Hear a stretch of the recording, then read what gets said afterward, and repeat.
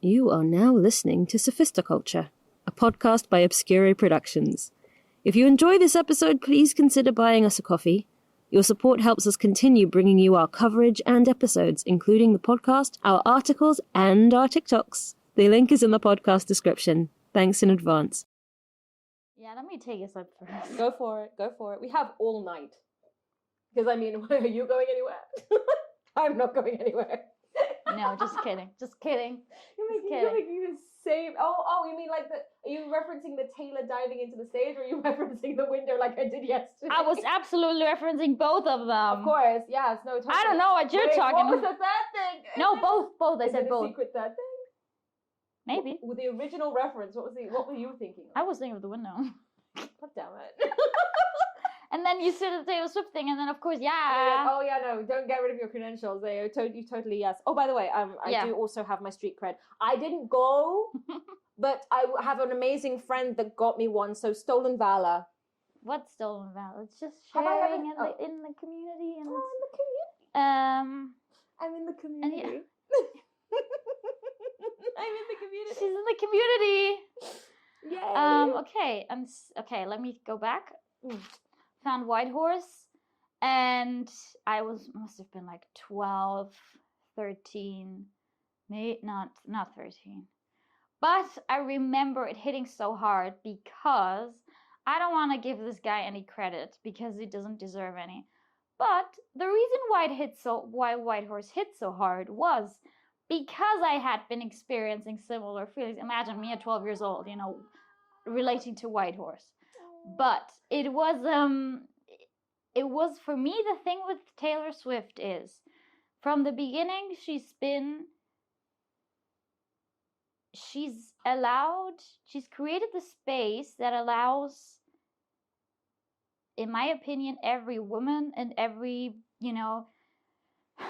person that relates to what she's feeling, doesn't matter what gender you are, doesn't matter what orientation you have, etc. If you feel like she knows what you're feeling, then why the hell not enjoy the music?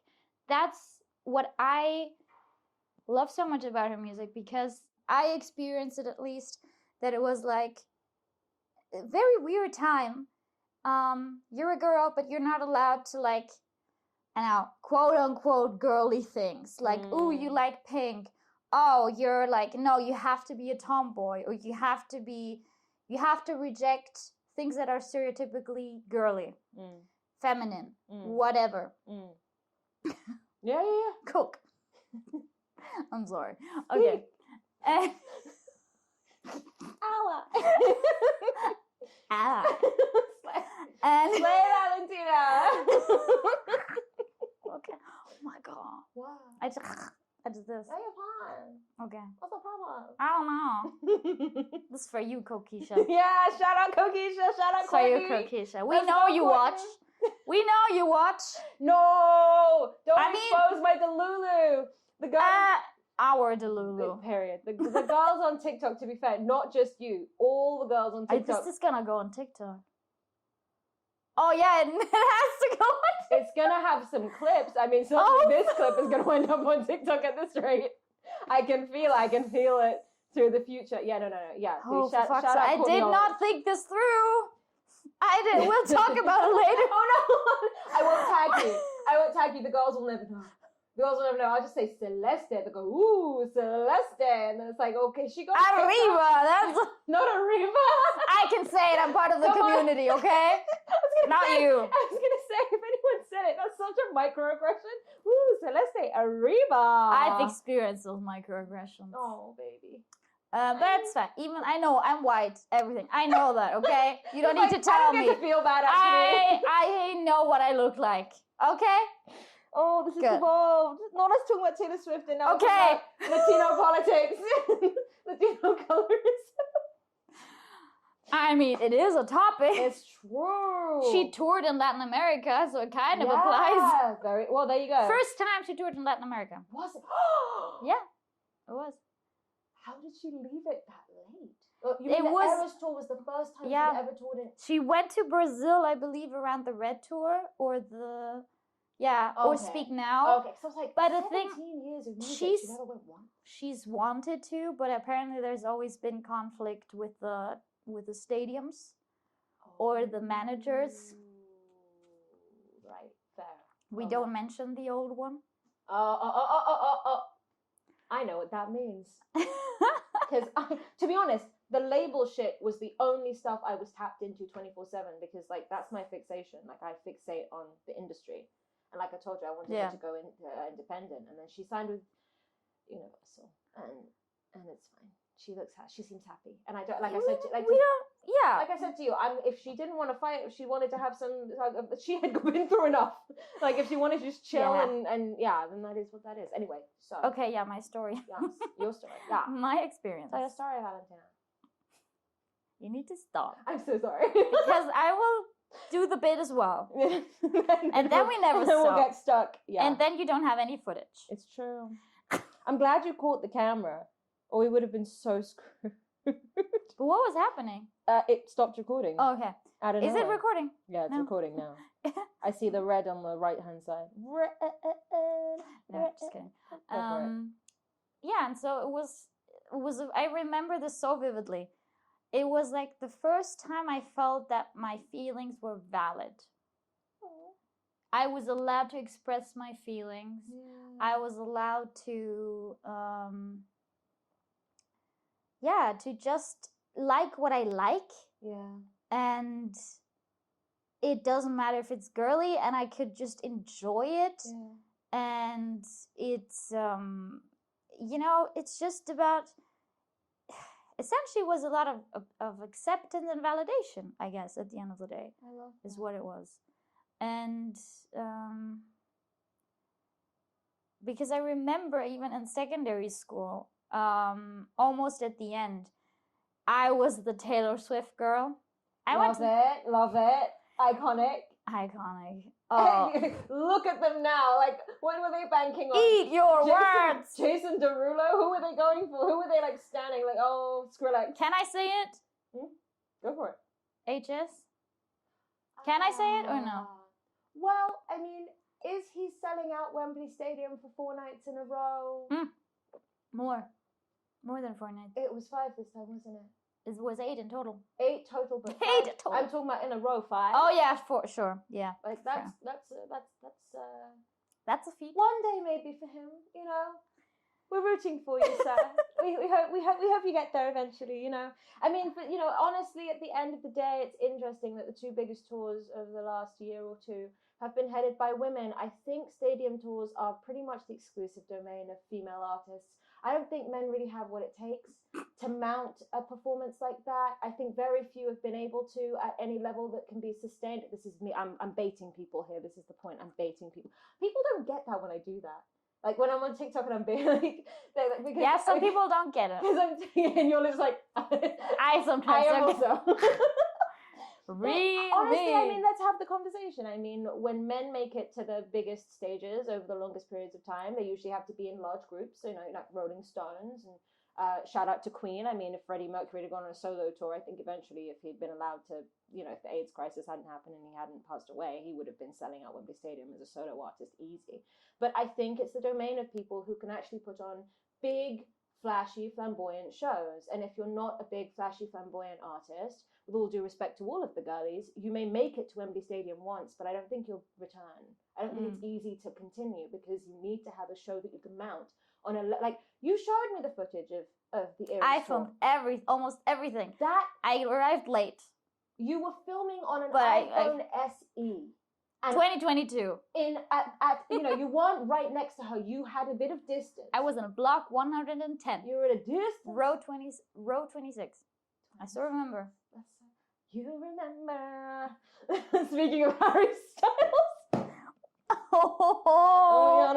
Anyway, that footage, I couldn't believe it. You were filming on an iPhone SE at a distance. Don't diss my phone. Not to diss your phone. I know. Never to diss your phone. Respect to your phone. But like, you have to put hard-earned money. A really big show. For it to look on camera, on a regular ass camera. You weren't filming on an you weren't filming on a red dragon. You were filming on a phone. And I felt like I was in Wembley Stadium. Yeah. Then that the scale of a performance like that requires the discography and it requires the showwomanship. And I don't know many male artists out right now, who have been out for the last, who've been making shows for the last 17 years, let's say, who are going to successfully sell out that level or be at that level. So with all due respect, you won against the host. They picked a horse, and good luck to that horse. And he's not done yet. I'm sure, he has a long way to go. He looked handsome, and he sang amazingly well at Stevie Nicks. Oh yeah. Because we went to Stevie Nicks as well. I liked him at Stevie Nicks. It was the first time that I looked at. Oh God, the girl's gonna kill me for this one. It's the first time I looked at him and goes, "Oh, I can see it. He is handsome." I respect that opinion. You think he was hot prior to Stevie Nicks? That's what I'm saying. You didn't think he was hot at Stevie Nicks? I don't think so. Oh, okay. I'm sorry. But I thought he was well turned out, let's say. You know my type. Let's put it that way. No, you're right. So, what I was saying was, he cleaned up nice for Stevie Nicks, and so, I don't know. He's only on 2 albums. He was okay. It was a nice performance. The girl has been around, but he only has 2 albums. So, it's not giving the same as Taylor. Taylor has what? Over 10. 10 plus. 12, I think. Maybe a 13th on the way. People are saying, "Oh, she's a fake fan. It's only 11." I don't know right now, okay? But you don't have the right to come into the comment section and tell me I'm a fake fan, okay? You're not on this podcast. Don't you dare. I will literally delete and block you. Don't anyone comes to say in the comments, it's over for you. You no longer exist on the internet. I'm searching you up on the databases. I'm finding. She will find your IP address. Literally. And I will help her. I have a Virgo stellium. I'm crying to ask. Let's count. Taylor Swift. Debut or Taylor Swift, yes. Y'all call it debut. I noticed that you guys call it debut. I call it Taylor Swift. You are also part of the community. I'm part of the community. She vetted. Long now. I got her the wristband. I sat her down for the... Do your Lavender Haze bit.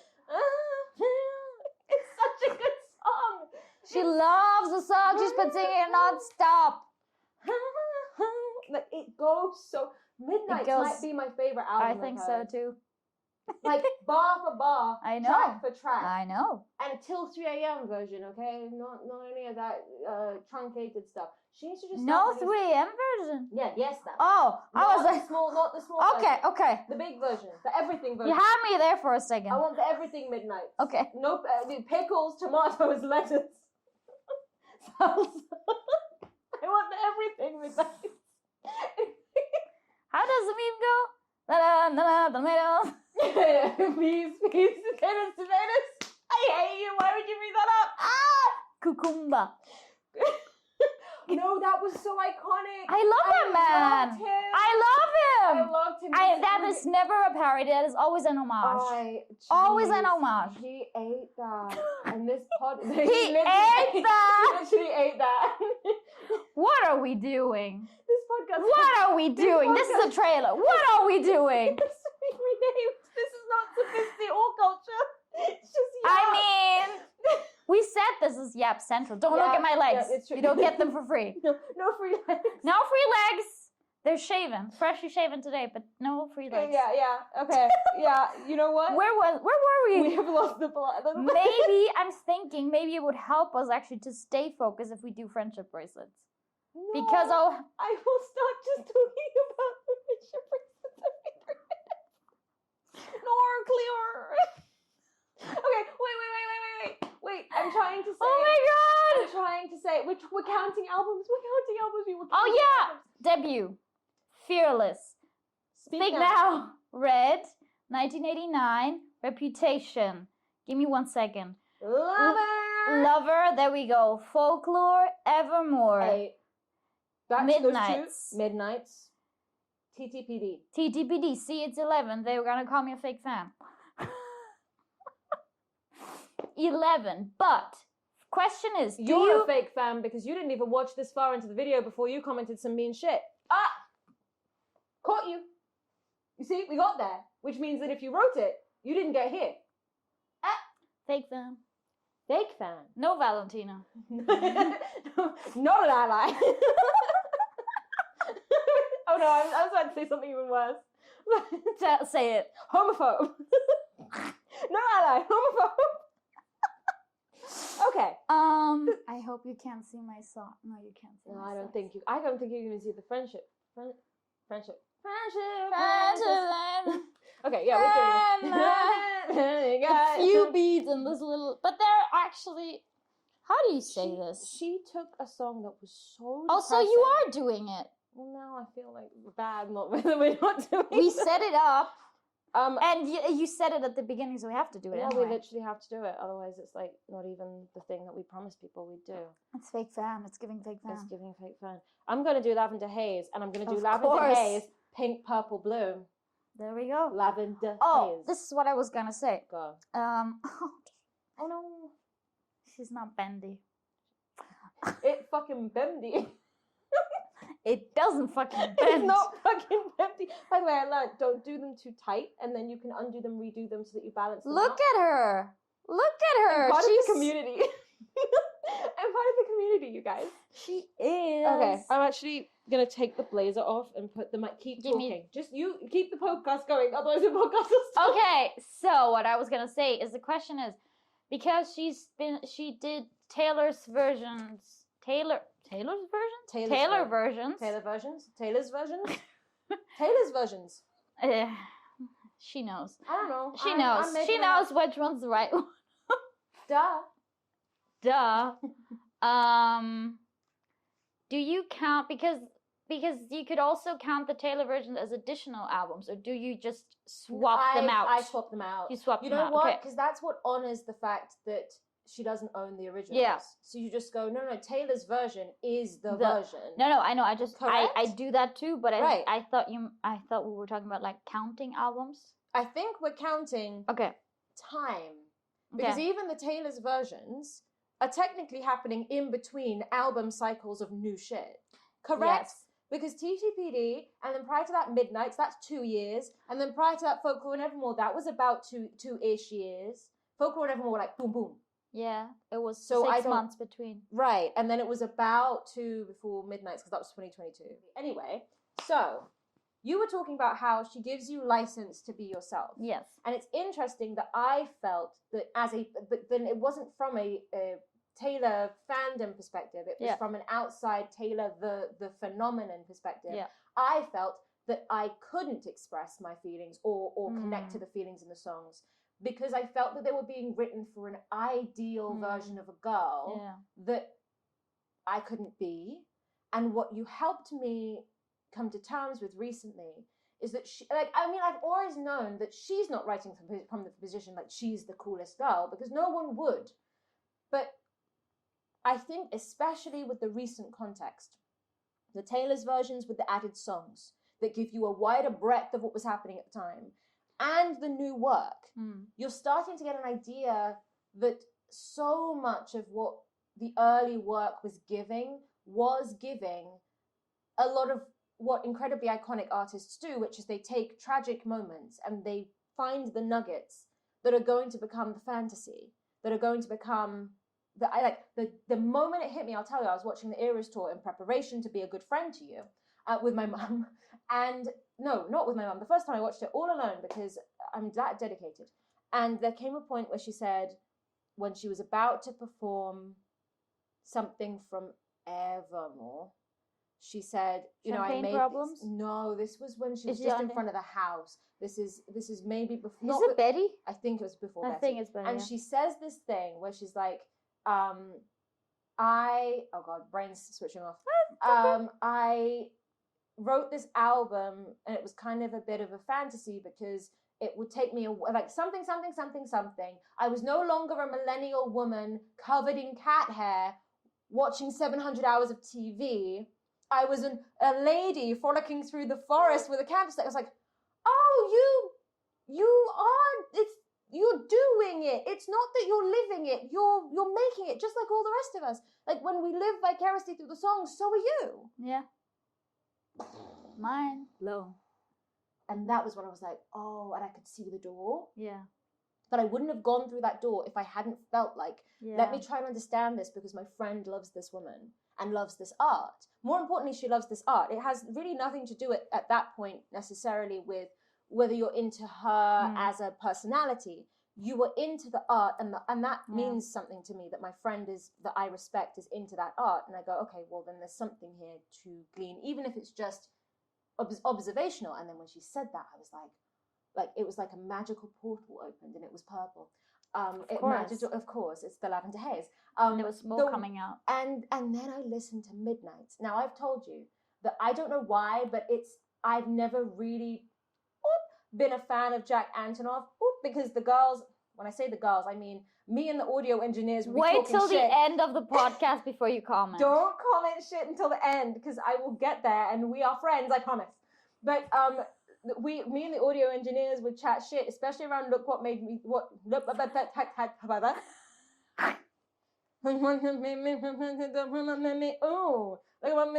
you know what translation, look what you made me do. Thank you. We used to make fun of the Jack Antonoff claps. So I got smarter. There was like this thing. Oh, he always put the Jack Antonoff claps in the pre-chorus. It's always the Jack Antonoff claps.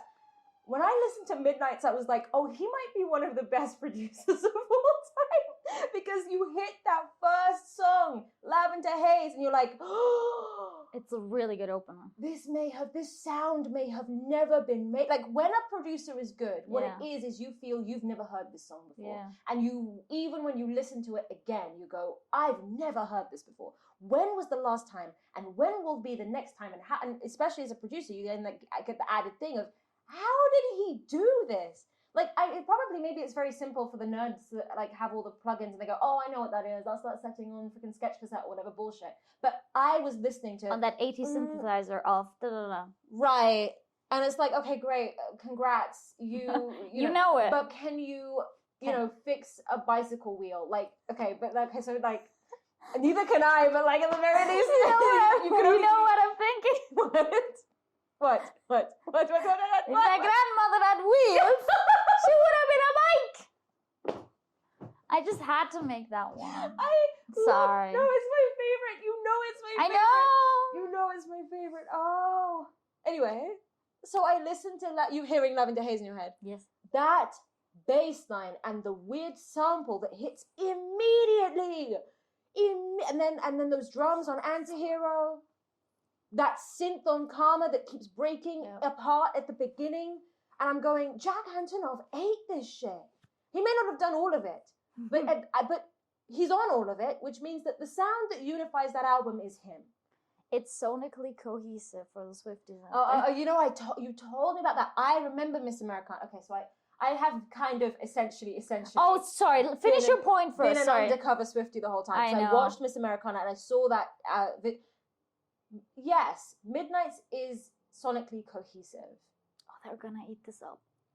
But everything she's made has been sonic. I never understood that as a critique.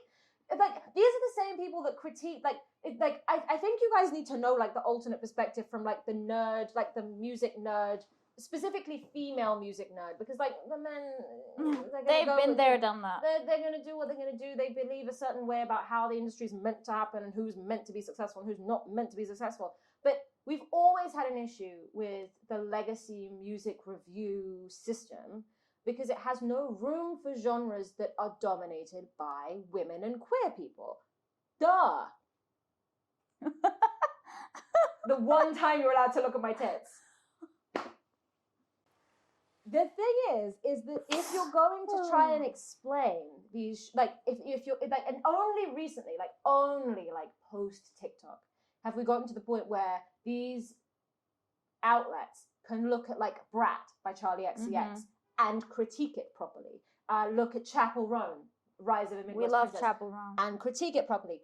But I think because Taylor Swift is the previous generation of artists, they're still going to have that block. Yeah, they do. Around being able to do it. Yeah. But it's, I mean, Midnight's at the very least. Jesus. I feel like it's sonic.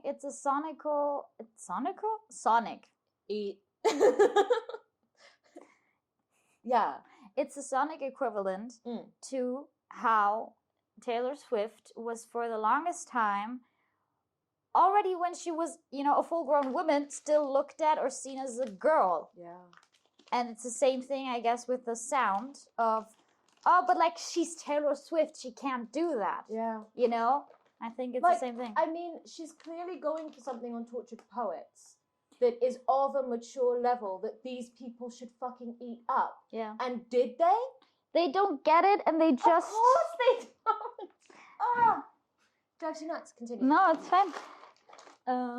They don't get it because it's like, first of all, the title. People think she's taking herself very seriously with the Tortured Poets department. Right. She isn't. She is exactly, being very sarcastic about it, honestly, very cynical about it, because and we will not name the muses. Right. Because that's not necessary. Yeah. And we're not that kind. It's not that kind of podcast. I love that they're the muses and they don't get names. I love that. That is very this podcast, and that is very the spirit of not getting into like the personal aspect of things. Because we don't, we're here for the art. Amen. And so... Not that I don't know who the muses are. She's been informed. I have been made aware. And I just would like to say, don't go shopping for love in London. It's just, it's a fool's errand even for the locals. Don't do it. Okay, please continue. And for example, the way that she talks about, because, oh my God, how often am I gonna start this fucking sentence? No, you're doing well. Let me just do my ponytail, because I can't do two things at once, I think. Go for it. That makes me very sad, but it's what it is. It is what it is. I was proud of myself on being able to multitask like a crazy woman. Go viral. You're good. Okay. Right out the gate, we start with, calling the muse essentially a tortured poet. It says, you left your typewriter at my apartment, straight from the Tortured Poets department. Oh, she's taking a jab. She's taking a jab here, guys. Yeah. She says, I think some things I never say. Like, who uses typewriters anyway? she said, screw your fucking typewriter. I love that. She said it. Period. She said, I'm actually sick and tired of you. And despite all of that, she still says to the muse, like, but you're in self-sabotage mode. And I've seen this episode, but I still love the show. Oh. So I think this is the part at which, like, as a tangent to her actual artistry, I thought you meant tangent of my thoughts. This is where we can pull it back to inclusionary, exclusionary, and that wavy realm beyond which I think it's a music reviewer's job to step into that realm if they're going to be able to understand the music. They're like, oh, well, at first glance I should be able to, but you're going to be missing notes to the music. And I think we all got really comfortable kind of going, this woman's just talking about her relationships. And we've kind of completely maligned the poetry of it, like the irony of it being the poetry of it, because there is this component of her personal life, which is ironic because I really didn't want this podcast to be about the intersection between someone's person, but it has to do with her public persona. Yeah. Her avatar in the public sphere has been so shaped by how people perceive her relationships that I think it's clouding people's judgment as to the quality of the work. And it essentially, I mean, you can boil it down from the top to the bottom level to misogyny. Yeah. Because this is like simply, if she were the man, then she'd be the man. She loves the music video. I lost my shit. I could not, like, it. When we watched the behind the scenes, I'm going, I couldn't compute that it was her voice coming out of that man. That was a man. Guys, I'm being punked. Like, You know, it was weird. It was beautiful. It was, and I think, you know, forgive me, but when Jared Leto plays someone trans, or when actors take on roles where they're playing women or they wear dresses, it's considered a very brave, kind of cheeky, brilliant plan, brilliant. Harry Styles wearing this. Well, I'm sorry. I mean, if we go there, then we go there. I'll go there in a second. But in the general realm with the actors, there's that thing of like, this is so brave. This is such a interest. Why it was kind of, at the time, I felt like it was kind of like, oh, Taylor Swift is playing a guy, because she's saying I remember the whole, like, the hater aspect of it was like, oh, she's trying to say that she'd be better received if she's a guy, like, always making herself the victim. And I'm like, okay, but like, she's right. Like, she's right. And then on top of that, it's interesting that it was not received as like this transformational performance of someone that's actually a really fantastic performer. And that it actually, this, you know, the deep dive into Taylor Swift's transformation. And like, you know, because they do that with Jared Leto, or they do that with Joaquin Phoenix if he did, or they do that with an actor. Like, but that's what I was watching. Like if I'm not trying to overblow it, I watched the thing and I'm going, I can't compute that is her in there. Like, compute it. I can't compute. I could do that with everyone that's dressed in different genders. I can go, oh, I see it. I see it. There was like one moment in the behind the scenes where she laughed, and I go, ah. Yeah. Or But the rest, hand movement play thing. right? But she, even when she was being herself, I still was reading it as a guy. Which means that there was a level of transformation, even just in the makeup. I don't know if it was received that way at the time, but like, my God, I was like, why wasn't this considered like a brave departure of a career artist in the pop field doing something really risky? It was just, oh, that's a fun little surprise. Right. That's it. That was it. That's a double standard. That's a double standard, and that's a double standard they would not ever do for newer women. I think she is being judged by her, like, Puella Eterna. Girl forever. Oh, that's how she's sadly to this day still, how she's seen sadly to this day by a lot of people, by a lot of media outlets. It's true. And there's one thing that she said in Miss Americana. Oh my God, now I forgot. Sorry. I hate this. Oh yeah, she says that essentially that artists are frozen at the time that they become famous, and that she had a lot of growing up to do. And on the one hand, of course, yes, but then also it is like, should I say this with the label? Go for it. I mean, the technical aspects of the industry, I think, are fair game. Yeah. So the way that I've made it fair game before.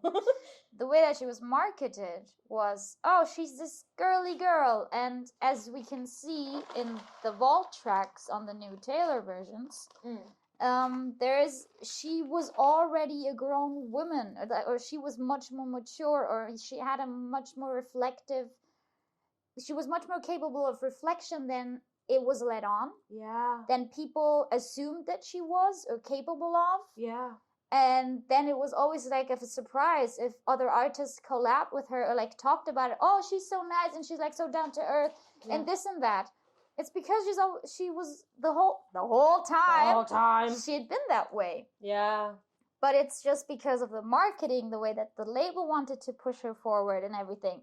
And trying to make her as likable as possible. I mean, that's the Taylor that got to me. That was the Taylor that reached my doorstep. Was this kind of, and that was the dream that I only realized recently was a fabrication, but not just a fabrication of a label, but a fabrication she was aware of. Oh yeah, look what she made me do music video when she lines up all her past selves. Yeah. And shoots them. No. She doesn't. I watched that the day it came out. It was one of the very few, but because I keep up with the girls that you know, I'm a pop student more than anything. Yes. And I saw that, and I think it was maybe my first inkling but not quite yet. But my first inclination that this was someone that had a lot more awareness of her position and what that position had been doing to people and herself than I believed. Because I think there was a long time where we were led to believe this was a girl in a bubble actually living the dream she was selling, and that she genuinely didn't really know the impact she was having on people, on her fans, on the world, on the art form, on pop culture generally. So it's so interesting that you even say that, because especially Look What You Made Me Do was one where I started to go, oh, she's funny. She's, now that she's been able to break free from this kind of the way she's being seen, like there's a, like her talking to herself, I think a lot of it was to me was like that first kind of cracking of the facade. Crack in the glass, for those that get it. That's an all too well music video, like short film reference, because there's a title card that says the first crack in the glass. Yeah, when they fight, the big fight. The manuscript. I know things. The black dog. the albatross. Just not saying. Exactly. Can I finish the thingy about Tortured Poets? Yeah. Because I really love the album, and I do. Oh shit! Sorry. You got it. I have to say, at the beginning, it was hard for me to get into it, but I really wanted to get it and get into it. And for example, I mean, I mentioned these lines already, like who uses typewriters anyway? But then there's also another line where you understand that she is so completely aware of what's going on, how people perceive her, how and who she really is, you know, that I really love is, and she says, I laughed in your face and said, you're not Dylan Thomas, I'm not Patti Smith. This ain't the Chelsea Hotel, we're modern idiots. And so she ate that. She bodied that. Let's not lie. She was just like, listen, exactly. Even you're over romantic. Like, you know, my job is to romanticize this, but like you're overdoing it.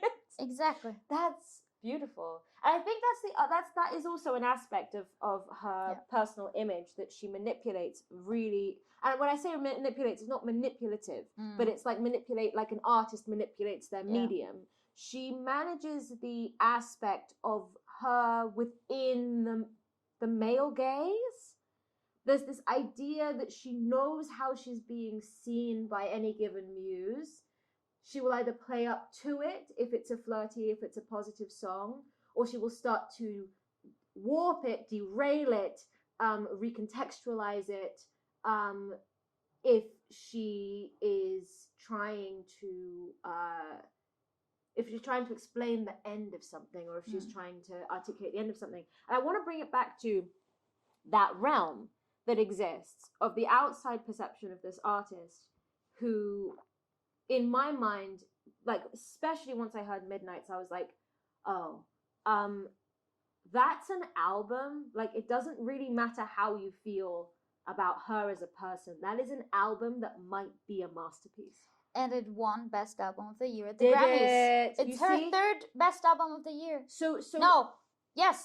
I'm so glad you say that, because I can see my peers, as if I'm peers with people in the freaking academy. I mean, you are a musician and producer, so but I can see other people in the industry listening to that as a record and going, this is an incredibly well-made record.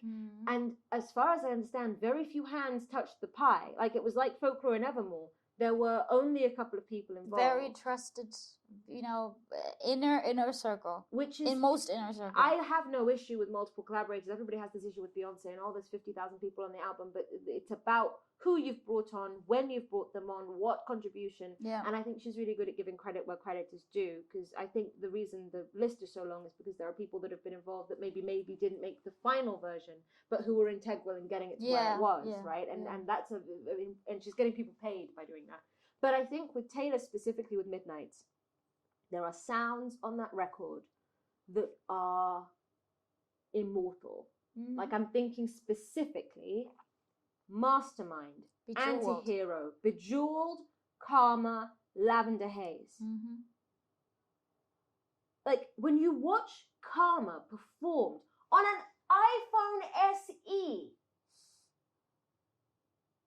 and I'm getting chills. Yep. That's how you know the record is good. Like, the actual record is good, right? And so there is a, like, but how was I going to access, like, Karma was big, Bejeweled was big. I heard these songs everywhere, but I heard them in TikTok snippets. Yeah. This is an album. It's a work. It's a body of work. Yeah. I can't just, I didn't understand Karma or Bejeweled in 15-second bursts. You need to hear Lavender Haze from the beginning to get it as a record. Same with Karma. So, like, Karma as a clip, Karma is my boyfriend, Karma is a god. Like, if that's your clip, you go, okay, it's a Taylor Swift song where she's taking Karma. You and think she's it's like a personifying it. 22? Yes. Even though 22 still has depth? And then you listen to the beginning of the song, and it's this breaking apart sound of this synth that sounds like a record player. Now I realize is what it was meant to sound like, because I watched the music video. With Ice Spice. With Ice Spice, which she, by the way, she ate that. She was really good. That, once you hear that, the song becomes huge in a way the 15 seconds isn't. Which is not that the 15 seconds aren't. It needs the context of the... It needs a Celeste. How exactly? Well, it needs a Celeste for me to be able to go and listen as if I'm like, right, I'm doing study. I want to be able to relate to my friend. Let me listen to this with the respect it deserves. But that's the thing, is that you don't know that there is that behind the curtain, and you certainly don't know any of the details behind that curtain, because there is so much baggage that has built up around this artist for 17 years. And everybody has been using this woman as a Rorschach test for their own situation, for how they feel about pop music, for how they feel about women, for how they feel about music generally, for how they feel about success, for how they feel about, ideal beauty standards. And, it's... That realm to me is a fascinating thing. That barrier where you go from seeing her as a phenomenon to seeing her. Oh, this is an artist. This is her thing. Like how. Yeah. This is her trade. Yes, exactly. She's not a pop figure. Yeah. She is a songwriter. Yes. And it's like, almost to me, you pass into Narnia. And it's like you're looking at a concrete foundation, and you can see the records atop that. Whereas before, all you're seeing are the records. It's like suddenly once you're through the gate, you can see the thing below it, where it's holding it up. And it's a very sturdy foundation. And, for all of Mr. Moo, who messed up, in my opinion, the original chords of Christmas Tree Lights, she picks incredible collaborators. She's selected. And it shows how collaborative she is. Yeah. I mean, yes, of course, you pick collaborators, but she could still just say, oh, I want this name on the record, but I don't let you do anything. Yeah. Or I want this way and no other way, and not be open to anything. But there's so much footage of her. For example, Christmas Tree Farm. Tree Farm. Oh, they're going to kill me for that. I said Christmas Tree Lights. Oh, no, I said Christmas Tree Lights. I did. Ah, they're going to kill me. Well, you better not. You better not, first of all. Can you please not? Like, chill. Yeah, please. Take a chill pill. Yeah, totally. Tala. You were saying that she's able to collaborate on a level that she is adjustable. It's like because people think, oh, she's Taylor Swift, she must be a queen bee, or she must be completely, nonsensical and like just, okay, we don't want to throw anyone under the bus. But like there are certain female artists from the last decades who are known for being, divas. Hey, don't come for my girl like that. Hey, you don't know who I'm talking about. I feel like Who do you know? Who you don't know who I'm talking about? I didn't name anyone. Okay. I didn't mean it. I just mean certain behaviors. Doesn't mean that they're not great. You're talking about diva as a behavior, and not diva as the diva Mariah Carey. No. You better leave Miss Carey alone. Hey. Okay. I That's mean my diva goal. behavior. That's yeah. I mean diva behavior. Fair. I tried to get to the diva behavior. I don't know why I went that route, but okay. Fair. We're never talking about Mariah Carey. Never ever. Not on this podcast. Mariah Carey's the goat. Anyway, continue. There's my E. I'm looking for 2 E's. But that's yellow. I don't need a yellow one. I need a lavender one. Are the lavender ones in these? Yeah, I mean the pinky ones. Pinky pink. Pinky promise. Pinky I already promise or found one pinky? E. I need to find a couple more E's. Where was I? You were saying some artists have been known to be divas. And in their behavior. And that's just one thing that is, Taylor Swift knows how to be a boss. Not bossy, but she knows how to be a boss. I think she should have been more bossy on the man. Like I was seeing a lot of, could you do that? I feel like, do that? But I told you, I think this was the first time that she directed. Pretty sure it was the first time she directed. Yeah. So I hope now she's like, listen, I'm Taylor fucking Swift. I need it this way. I have been writing the storyboard for 3 weeks. Fucking do what I said. Yeah. Period. Because if she were the man, then she'd be the man. She'd be the man. Exactly. Am I going to get eviscerated for that take? Why? Well, because I said like she should just be more lean in. I think when you see the all too well behind the scenes, you'll see more of that. Oh, brilliant! Nice. I need to do that. So yeah, there are people who are more divas, but she's known to be quite. She knows that she won't get far if she's a diva. Yeah. She's smart, okay? She is smart. Yeah. She knows, and she knows what she needs to do to get the job done. How did I not see that? I remember this so I think she said this during the 1989 tour, which was a world tour. Slay. That nobody likes a boss who screams or something like that. Oh God, yeah. And it doesn't get you anywhere if you just throw a tantrum or whatever. Like she's very, self-possessed. Yeah. She knows how to get things done. Yeah. And she will tell you how and to do it. Mm. And oh my God. No, it's just like she's so much more aware of who she is and what her brand entails and what people think. Mm. And she's just a boss bitch. So I wanted to, in terms of this discussion, because I think there is. I feel like we're going in circles. No, not in circles. I'm trying to bring us to the point. A potential thesis. Yeah. As to, we know how it developed. It develops because here we go, video back. It developed because as a public figure and specifically with her record label, there have been dueling peeps.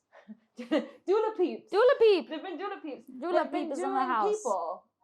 There's been the artist that has clearly been waiting. Like when I say Midnights was a watershed for me, I think it was a watershed also in some ways in her artistry, because Lover was like the off ramp, and Folklore and Evermore was like the opposite end of the spectrum. But it was like when she came back to pop after Folklore and Evermore, something had shifted, I think, in the way she was relating to her public image. She wasn't worried about owning certain aspects of who she was that had not been accepted, like you say. And I'm going off of what you've told me about what you believe was and how you perceived that to be happening. Yes. Which is that there were aspects of her personality that were not congruent with the thing that was being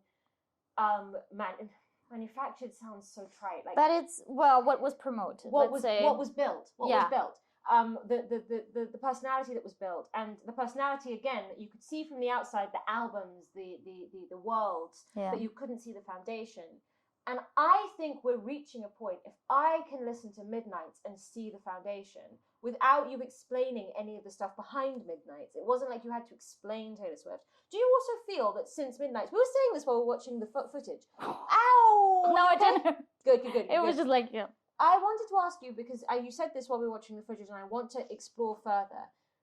Prior to Midnights, or at least prior maybe to Folklore and Evermore, I think you said, being a Taylor Swift fan, you'd encounter a lot of public resistance because there was that's nicely put. Well, yeah, I'm putting it that way for a reason because we're talking about easing that resistance. I know, yeah. I think she's become incredibly more popular since leaving the label, which first off, Karma is her boyfriend, because like leaving the label and getting more famous is just like, yeah.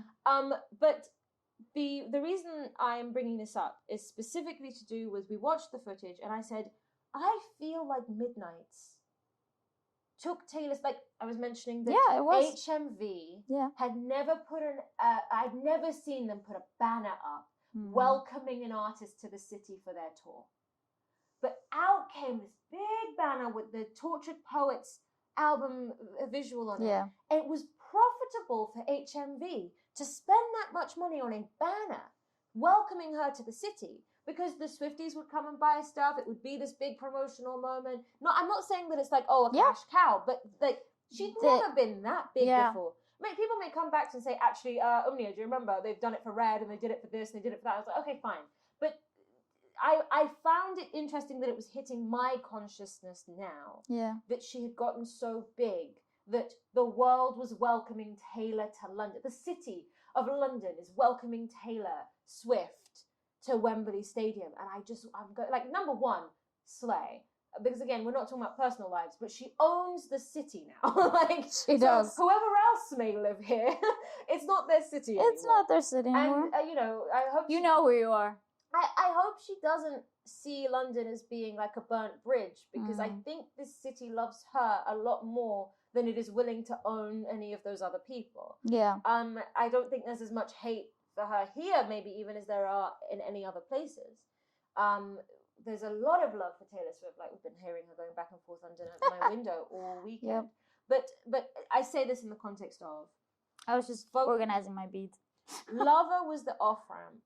Folklore and Evermore were a big departure, which I think brought in a lot of new people under that umbrella, brought a lot of people in from being behind the curtain, like through the realm, to be able to see the bedrock of the talent. Because she was singing it in a language she'd not sang in before, a genre she'd not approached before. Although, to be honest, she had, but no one had. Not in that scope. Potentially in an aesthetic. Maybe it wasn't even the music that had changed necessarily, but the aesthetic was so far from what people as considered a Taylor Swift pop thing. So it was almost like the realm came through them, as opposed to them going in. It was like she had expanded the visual language of Taylor Swift to the point that it short-circuited people's fearless kind of framing. The friggin' thing. Everyone saw her. You know what I mean? Everybody had been conditioned over years and years and years. Taylor Swift is... And after a while, everyone was like, you can't be surprised. But that's almost a compliment at that point, because people are saying, you're the best. You've won so many times. How can you still be shocked? Because they're not thinking it's a person. They're thinking it's Taylor Swift. It's like a Taylor Swift is not a person anymore. She's like a phenomenon. She's an idea. She's a billboard. She's an image. She's a video. She's not a person. So of course she's going to be shocked. She's just spent 2 years in the studio in her sweatpants going, and how are we going to, let me know, I need that line should be fun. And then she finally gets up to the award show wearing the sweet dress and she's going, I did it? Like, me and my friends in the studio, we did it again. And we're all going like, of course you did. The last time we saw you, you were still in a cute dress doing, like, no one's seeing the work. And I think Folklore and Evermore rushed a lot of people through into seeing what was happening underneath. Because she had short-circuited their brain. She was like, oh, this isn't like what you're used to from me, or this isn't a visual you're used to from me.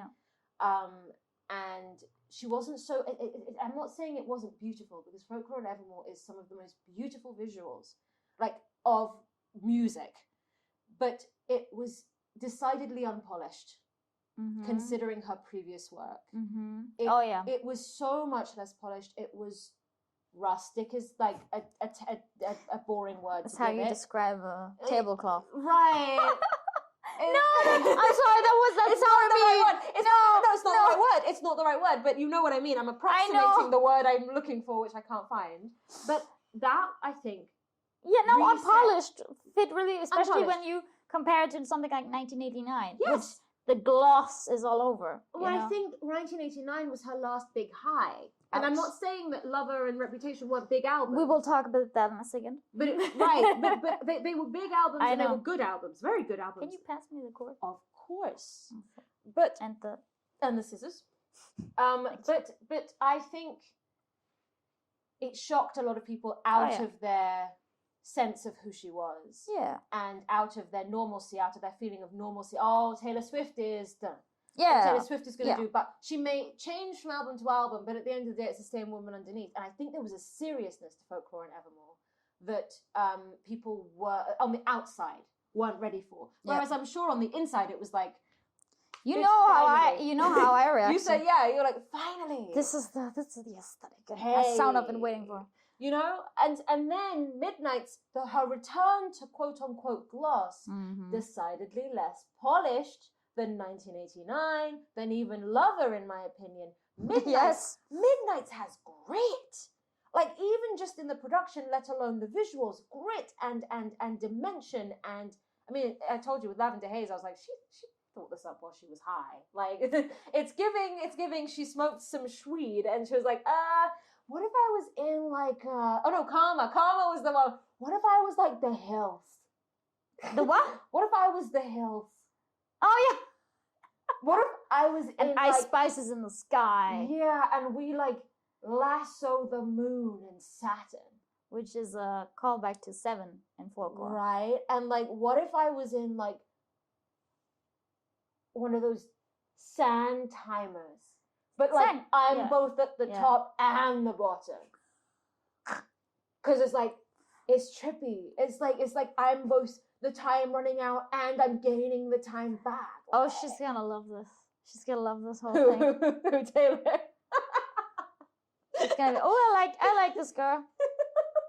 Well, I ate that shit up. I was watching going, yeah! Smoke that tree! Yes! Like, you know, you do you, I'm not gonna join, but like, I love the vision, because like, we were like, I'm gonna lie down and it's gonna look like the hills. I'm gonna be covered in like grass. I have to say, my first thought was Moana. Yes! No, same. I'm gonna be painted in all gold and I'm gonna be like, justice. Yeah. I'm justice. Because the song's Karma. You know, like, and then the middle fingers. Oh, wait, which ones? When she is like basically Dorothy on the yellow brick road. Yeah, so the demons give her the middle. She's like, hi. So good. So, how do you feel about that as a concept? The idea that the realm moved through people, through Folklore and Evermore. It was like she broke the glass. Yeah. The glass. Yeah, right? And then when Midnight's, when she came back to pop, or she came back to a more glossy look that was still a lot more unpolished, it was like she'd graduated. Like when I listen to Midnight's, that's a graduation to me of the highest order, like a record for all time. Like, I didn't think I cared this much about this record until like yesterday, and I was listening to it and I'm going, oh my God. So yeah, tell me your feelings on like how it shifted from like specifically in context with being a Swiftie in the world, trying to explain that, how much easier maybe it's gotten. Maybe people are more likely to receive it, or it's easier to explain it. I'll be honest, I haven't had as many conversations as these. Right. But so I'll try and start where it makes sense for me. So I don't want to have too many callbacks to this, because I feel like people could interpret it as, you know, taking away from her agency. Right. But I think a very, you know, something that redefined her idea of success was what happened in 2016, and then Reputation. Yeah. And what she said, there was no press cycle around Reputation. Not at all. Because she said there will be no explanation, there will just be Reputation. And that is so cunt. Really, like, she said, I'm not gonna say shit. You have the music. That's very Beatles. Why does no one put her in that class? Just she has broken Beatles records, by the way. Period. She has already. I love that because you know how I feel about the around Beatles. 1989. Nice. Already. Good for her. If I'm correct, Good but I'm for pretty her. sure that it was around that time. Yeah. And so Reputation was essentially finding love throughout the noise. Right. And so that took a lot of, how do I reassess, who I think I am? Yeah. What do I value about myself? What is important to me in my life? Etc. Etc. And I think this is what she learned during that time, because there was also not only that, but there was also a trial that she was involved in before Reputation came out. Yes. And you don't have to go into that. No, I will. Yeah. And this is something she talks about in an interview with Zane Lowe. Yeah. Zane Lowe, in 2019 about you just gotta keep making art no matter how bad it is. Just keep making art. And that's what Reputation was for her, kind of. Right. And as if Reputation was bad. Jesus. Oh, of course it was amazing. It's amazing. Sadly it did not get the Grammy nomination that she wanted. She sees it as not being good enough. Exactly. Oh, Taylor, bestie. like that. Exactly. We can have that conversation for hours. That Reputation. It's a great album. Brilliant album. And so, yes, okay, Reputation happened. Secret sessions. There were no press junkets, but there were secret sessions with the fans. Right. She said enough. I'm just going to hang out with my friends. Exactly, and that is what matters to me. And that has been a state. Sorry, microphone. I just did this. That has been a state. This is why so many fade, but I'm still here. Listen, her relationship with her fans is what has brought her here. Back when she was promoting Fearless or Speak Now, I don't remember. In some place in the US, she was touring, I don't know, and there was supposed to be like autograph session, and there were so many people queuing that she signed stuff for 13 hours. I'm not kidding. Jesus Christ. That's how committed she is. Wow. That's what puts her, what do you say? That's what puts her apart from other artists, because she's always put the fans first. And she hears, you can see it with 1989, she started to engage with fans online. And it was her. Right. It was not just like someone handler, exactly. Yeah. And she would be in on the jokes and everything, and like she would respond, and she would like it was a whole thing. Yeah. And then Reputation happened, and then Lover, and I still remember buying Lover, going to the store, buying Lover, all of the 4 deluxe diary versions because I wanted all the diaries. Slay. And then sitting down in my room and listening to the album, just one song after the other. And what I felt, or like what I realized was, this is Taylor at a 10,000. Right. Because she needs, especially, I feel like, especially after Reputation, I think she might have even thought, if I can get back kind of to where I was with Reputation, then I'll keep making music. But if this is, not well received or whatever, I'll just stop. Really? You think she's at that point? Oh yeah. Wow. Oh yeah, I think so. And how was Lover received at the time? Lover critically not so great, but I don't want to hear about this critic. Yeah, in terms of Lover, the people loved it. The funny thing about Lover is that sales wise, did it break records? I don't remember, to be honest. Probably yes. Right. Because she essentially breaks every record she set before. Right.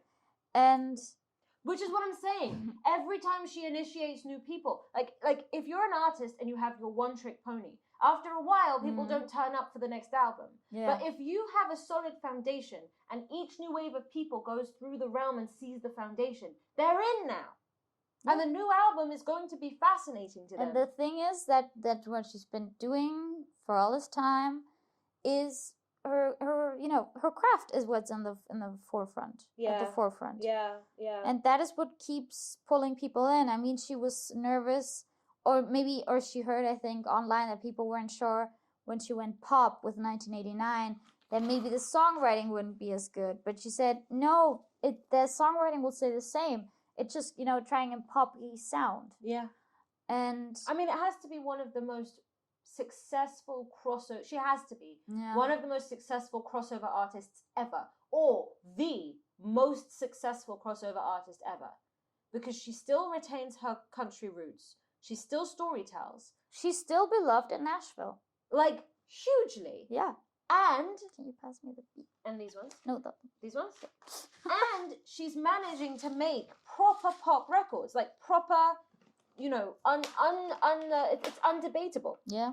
She makes pop records.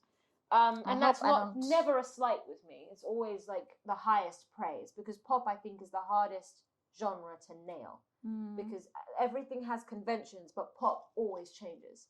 So you need, so yeah. Have you felt it easier to be a Swiftie? These smell so synthetic. Do they? Have you felt it easier to be a Swiftie in 2024 than it was in 2019? Easier? Yeah. Hell yeah. Yeah. Hell you yeah. think so? Yeah, because... What do you think changed? Okay.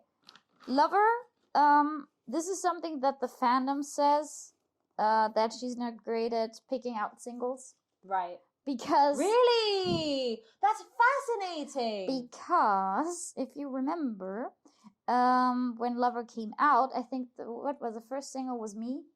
Oh, yeah. And I get what she was trying to do with it. Right. Because it was essentially a song about self-acceptance. Right. But the thing was, and she was like, I remember this in Miss Americana, she's like, oh, like, I want little kids to go like, yeah, I'm happy to be me, and stuff like that. That's what she wanted. Right.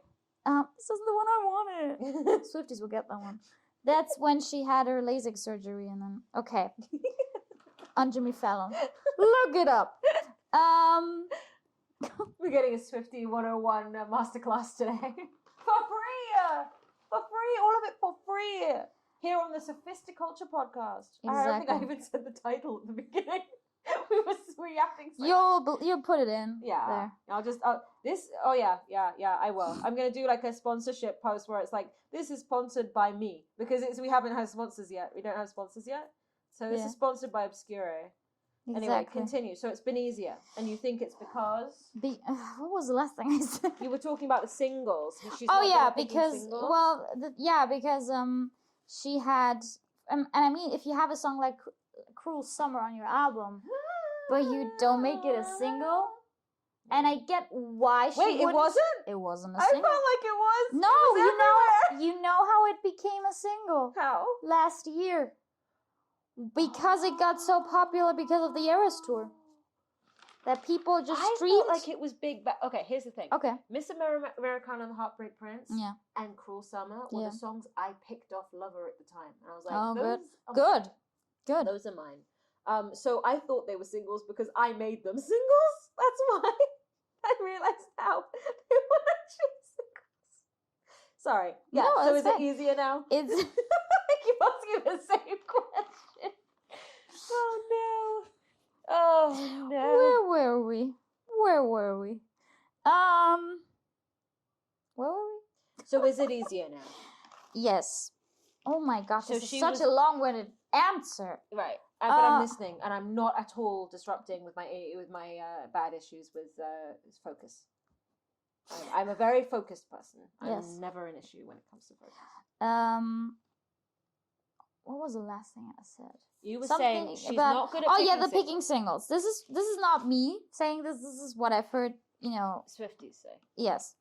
And I have to say I get why. Right. But I also get why Taylor would choose those singles. Right. But yeah, I mean, I guess Okay, I'm just gonna skip to the next one because I don't know what I want to say here. Yeah. I forgot my point, honestly. Maybe it'll come back. So you feel it's been easier to be a Swiftie since 2019 versus 2024 was the question. So in 2024, it's easier to be a Swiftie than it was in 2019. So she was making it a little harder on you because the songs were not the songs that you felt were going to be big songs where people would see the value. Exactly. You see, I'm making the point for her because we're telepathic. I actually knew what she was going because I'm a good friend. Oh my gosh. Okay, I'm just glad. We're getting tired now. I can feel it. Yes. We have to get up early tomorrow. Oh, don't remind me. And so it was Lover was just her, you know, letting loose, I feel. Yes, I know. Letting loose completely, as in, you know,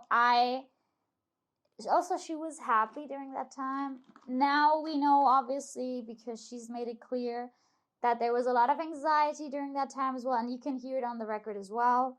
But the main focus was, okay, I'm happy for now. Right.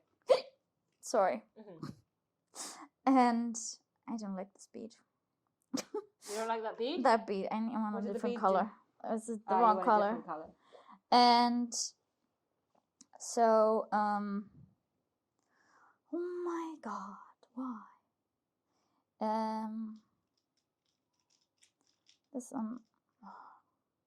I'm a bad guest. No, you're fine. I forget my points. You're fine. Okay, so she did Lover, and it was essentially she just wanted to be happy. She just wanted to enjoy herself. Honestly, that's what it was.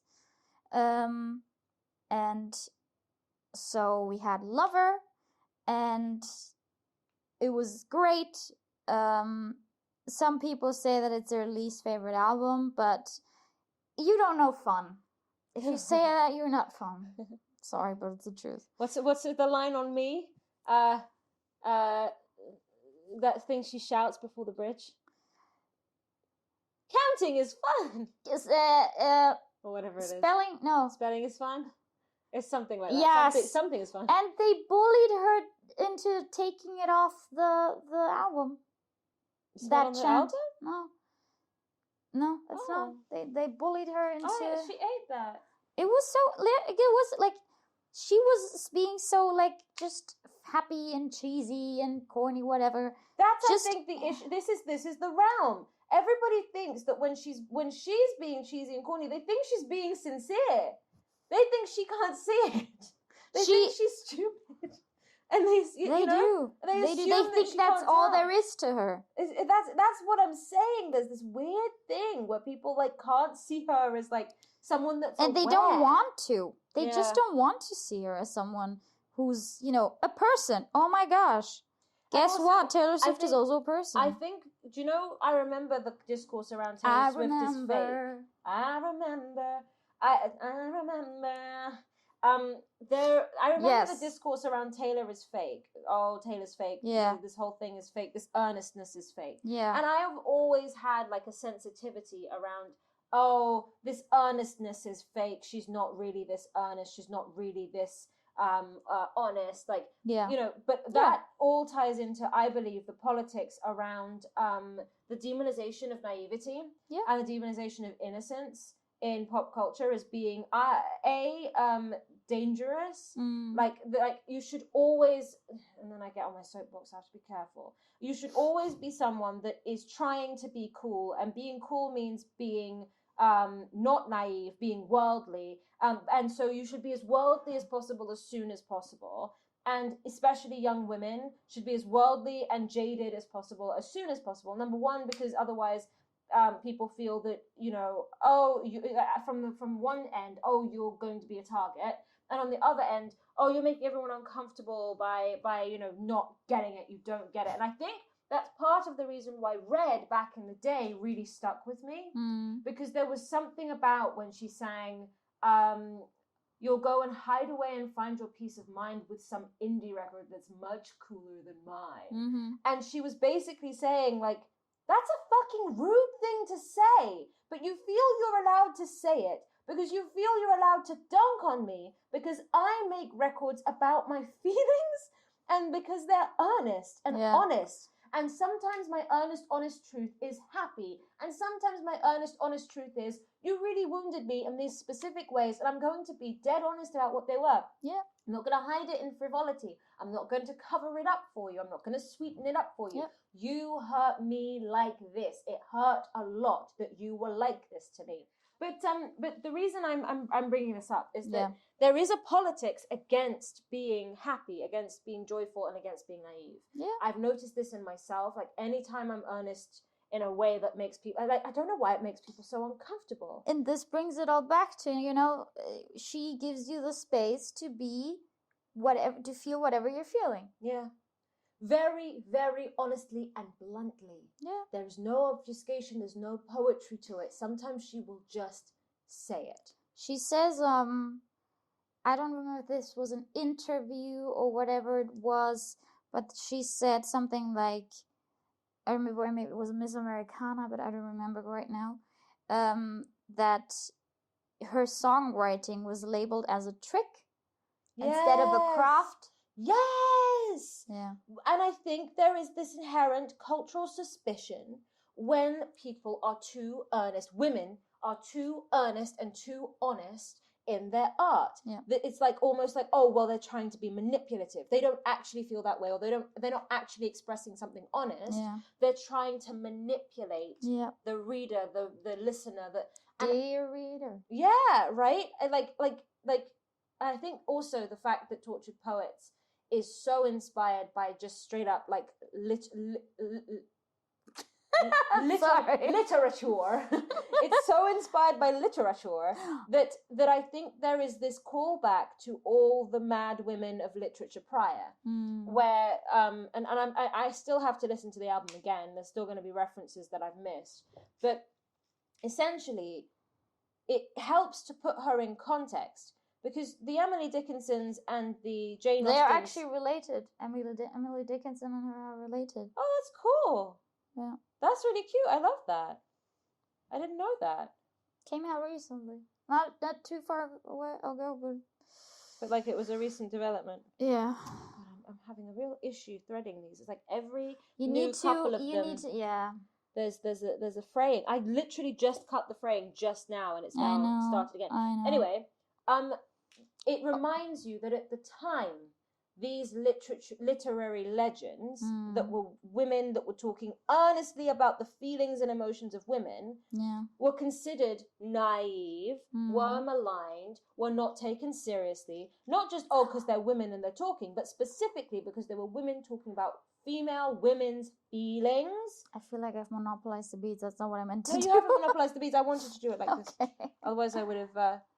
and this one's for you, by the way, Lavender Haze. But unless it's ugly, in which case I'll have it. Oh, you were talking to me. I thought you meant the song. This one's for you, Lavender Haze.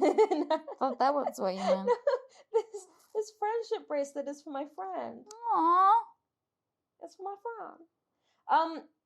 So yeah, basically, I like that Tortured Poets is at once ironic because, and I think this is again like people have gotten into the muscle memory of going, oh, she isn't evolved enough for irony. Like, well, of course she bloody is. Like, she's in her 30s at this point. Like, if she at this point she has a grown woman, you know, like, and it's obvious at this point that there's an irony to, like you said, with Tortured Poets. 1, 2, 3, 4, 5, 6, 7, 8, 9, 10, 2 more. So all of this to say, I hope you're okay, but you're the reason. Such a great album. Listen, Fortnite's gagged me because she starts off like straight up, like, and I think that's where it's like hard to take people seriously that don't get it, because that album starts off so strong and so poignant and quite heartbreakingly. Like, it's a song that is like not the beginning of a very happy album. And the fact that people would immediately go to something that was, oh, well, this is, you know, it's too long. Oh, no. It's too long. It's indulgent. Or I think the main critique at the time, like you said, was this thing of she is being very earnest that she is a tortured poet and that, like, this is yes, coming this is cringe. right. That's what the reaction. Oh, I remember. But it's an incredibly developed album, Of course. From that, and even, and I hate to say this because I was very much one of the people that was like, there's no way you can write a record about dating someone that was so virulently disliked in the public eye, vile and disliked in the public eye, and who did so many vile things under the course of your relationship with them, where you're saying on the song, fuck all of you, actually, I mean, but in the context, I hate to say it, in the context of the record, it makes sense. Yep. Because immediately there is this, the context of the record is one of someone that is not making good decisions. Yep. And it's obvious, like it's not like you're inferring it, she's saying it. And it's an earnest representation of her feelings. Yep. Not an earnest, I'm a tortured poet, but it's an earnest, this is what that was like. Yeah, I mean, this is where I was. She says so in the prologue, especially of the album. Prologue of the album? She writes a prologue. Also, in the physical album, there's a prologue. Oh! And there's even a poem written by Stevie Nicks for Taylor at the end. I didn't know any of this. I will have to go look this up. I don't know my Taylor Swift prologues. So I guess we can end this thought because I think what we've discussed. I wanted to say something. Go for it. Go for it. Because I left off at lover. I'm so sorry. I am carting off in a different direction. You finish It's your okay. point. Don't worry. No, but what I meant was that because you said like, oh, Folklore and Evermore was this big thing that basically catapulted her into everybody else's lives. The fact that what did I say? Sorry. No, you don't. The fact that so she needed to write Lover because she kind of like felt like she needed to purge a little bit, and she needed to get back into, you know, happy colors and everything, and just, you know, be, you know, enjoy life for a while somehow, and like revel in beauty and everything. Not that Reputation, sorry, it wasn't beautiful, but it was a very obvious, you know, very specific visual landscape. And so when oh my god. And so when the thing was, she started writing Folklore 2 days into the pandemic. She said so herself. Wow. 2 days into the pandemic, because look at what kind of person this is. 2 days into the pandemic, and you just start writing another album. Lover came out in 2019, summer of 2019. That's me, cool. Oh, there's nothing to do? I'm gonna write some shit. That's me. She's a workaholic, but she's us. She is us. Yeah, she is us. She is. Taylor, if you want to come on the pod, we've been dreaming about it since we had the idea for this podcast. Yeah. You have to come on and talk about this stuff. Yes. You don't have to talk about any of your personal life. No. That will never be us. Will never be us. We just want ever. to pick your brain. Really. We just want to give you your flowers. Yes. Your lavender flowers. Pick your brain in terms of artistry. That's what yeah. I mean, I already know to like her with Miss Americana, like her process is pretty bloody clear to me. Mm. What I want to know is the balance. Like I want to know the freaking Libra of it all. And specifically, I have a Libra question that I've put on the deck of the podcast that I really would want to ask her, which is the balance between commerciality and personal creative expression. How she squares that circle. I mean, if there's anyone to fucking ask, it's Taylor Swift. You know, how does she manage that? I think she just doesn't draw a line, because everything she does is for the fans. She finds new ways to engage with fans, to give fans content. If you think about it, at the end of the day, it's always for the fans. In what way? In what sense? Everything she puts out, there is, I know people are mad of, oh my gosh, she's blocking the charts. Da da da da. Yes, she is blocking the charts, but she's also got a damn good album. Why should she not if she can? And I think the thing is, she wouldn't be able to if people weren't buying them. Exactly. I think that's where I fell off the train when people were talking about she released it just to get Charlie XCX off the charts. But number one, she had Charlie XCX as an opener, and she had on the Reputation tour. And I think for the entire US leg, anyone else gave a shit about Charlie XCX. Exactly, and Taylor gave a shit. Why would I sabotage Charlie XCX? And she had her there before the rest of you. You guys are fake brats. I'm the real brat. Because she had her on I think the US leg of the Reputation tour, and she sang "Shake It Off" every night with her. I love that. And Camila Cabello too. But I mean, cool. And so any artist I don't like is just a matter of time before I love them. Yeah, I'm very that. So shit. I forgot to put the beads on the opposite side. It happens. What I'm trying to say is, no one would buy that. She would number one, she has to plan the album release in advance. So I don't think she thought I'm going to screw Charlie XCX's whole life up, because she wouldn't have been able to plan that far ahead. She wouldn't have gone, oh, Charlie drops that date. Okay, we're going to release the extra tracks that day. But also, on top of that, Taylor's never sure that that's the day. Maybe the added tracks are only for the diehards and it doesn't hit the charts again. She doesn't know that it's going to hit the charts every time. You know? It could just be, oh, well, this is not quite enough for everybody. Or there's not quite enough bonus content for it to run up the charts. And I mean, she's been putting out live versions of stuff she's performed at the Eras tour. For example, mashups. Has that been charting?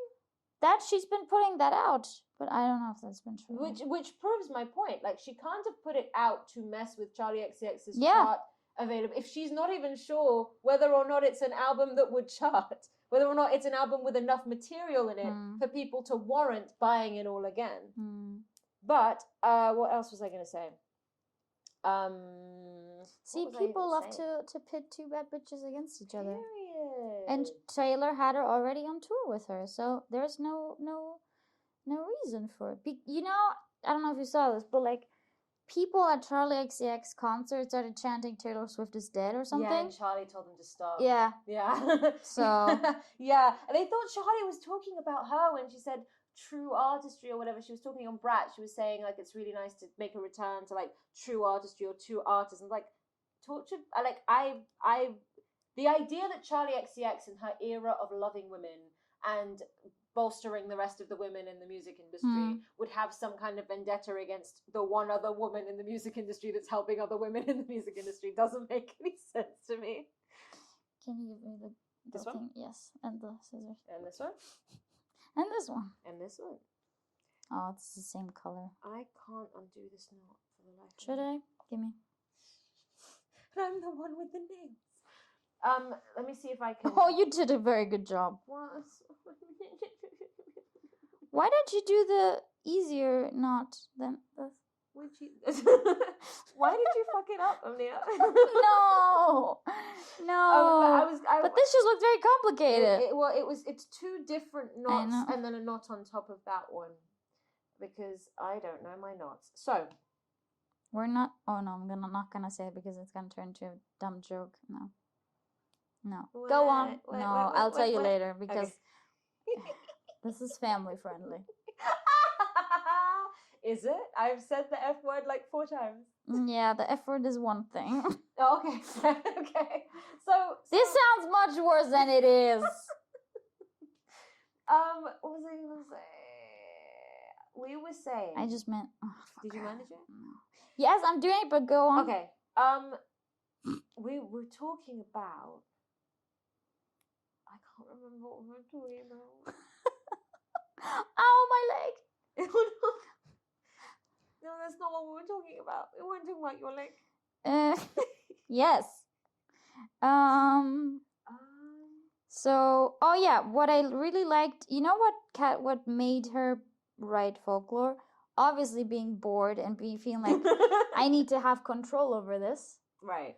Was that with folklore, she was also able to, this was the first time another Zane Lowe interview, incredible interview. You gotta watch it.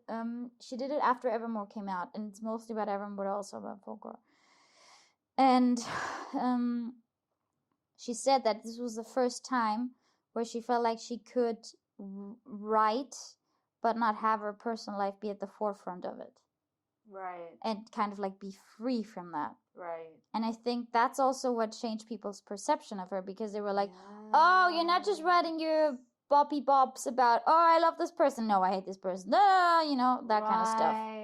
And they took her seriously, because she also worked with Aaron Dessner, whom I love. What had he worked on prior to folklore? What? Had he worked on anything else prior with to her? folklore? No, just generally. What had he Oh, I don't know. in? I don't remember. I think he has his own band, doesn't he? Does he? Yeah, I'm pretty sure. I only know fake fan. I only know him from folklore. Okay, no, he definitely has.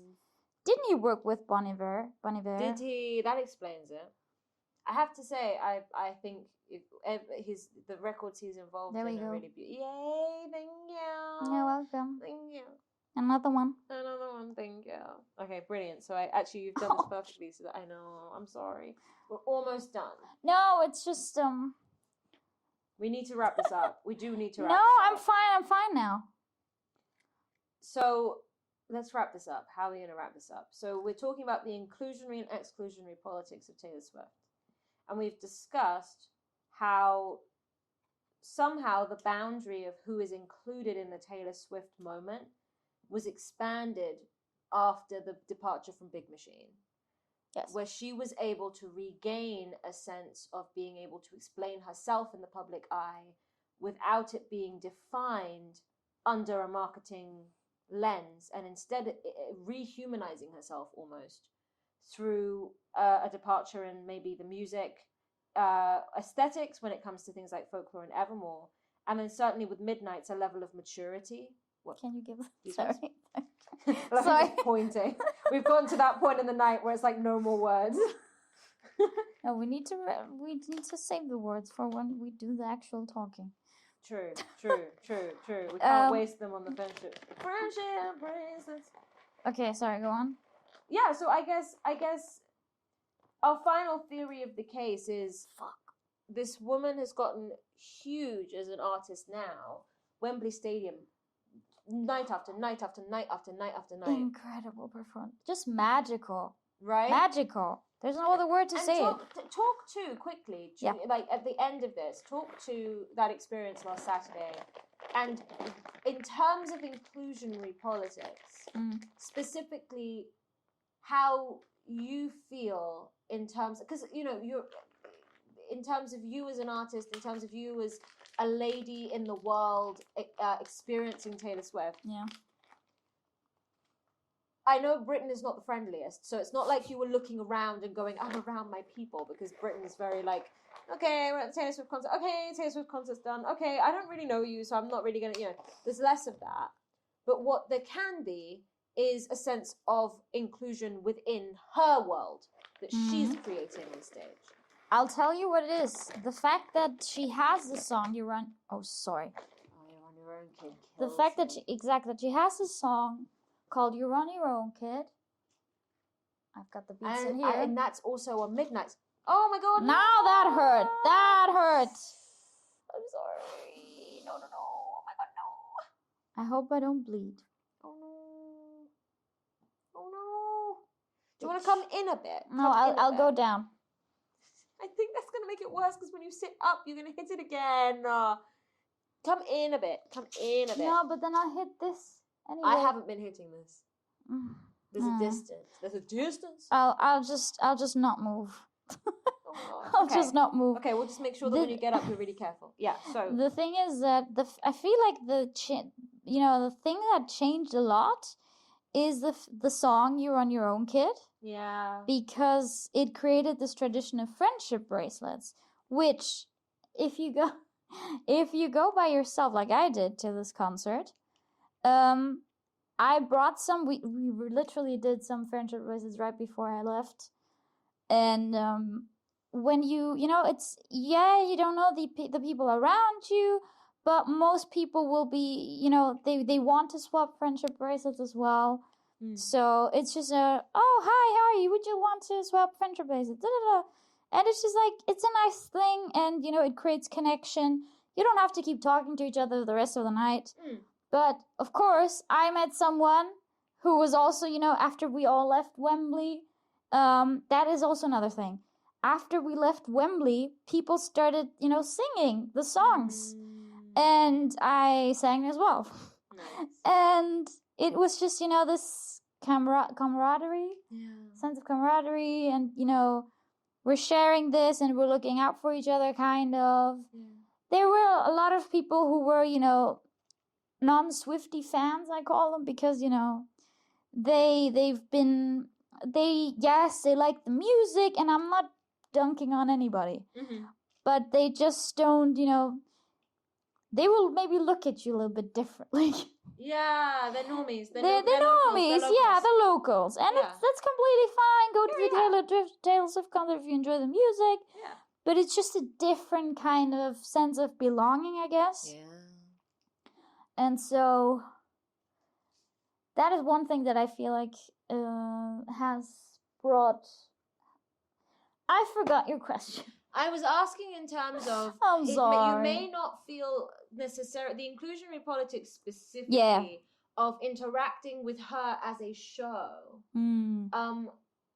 Do you feel that there is a sense of... I mean, I sense it. That you feel that there is a connection to her, and that within her as a person, within her as an artist, there is a sense of belonging and inclusion. No one is left out. Yeah. Definitely. And it's interesting because I think up until quite recently, Taylor Swift as a concept has felt like a very exclusionary concept culturally. But just as going through the veil, you see the bedrock of the talent, you also see the bedrock of the spirit of the art, which I think is inherently inclusionary. It is a shared girlhood, even if you were not experiencing girlhood like Taylor. It's a shared grief, even if you were not experiencing grief just like her. It is a shared expressiveness, a shared openness. It's sharing her openness with you, so you're able to express that openness too. It's inherently an invitation. Taylor Swift makes art that is an invitation, not just an invitation to be included, but also in certain senses an invitation to dig, an invitation to find deeper meaning. And that's why the art itself is inclusionary, but potentially the avalanche of previous marketing efforts behind her or previous framings of her in the public eye have felt exclusionary. And the reason I really felt this was going to be a very interesting thing to go into is precisely because we have so much in common. So much in common, you and I. Like, scary amounts, like fated amounts in common. And yet you heard the siren call of inclusion from her, and I couldn't, or I didn't, or I refused it in certain cases. And we could I could pull the race card immediately and we'd be here for another 2 hours.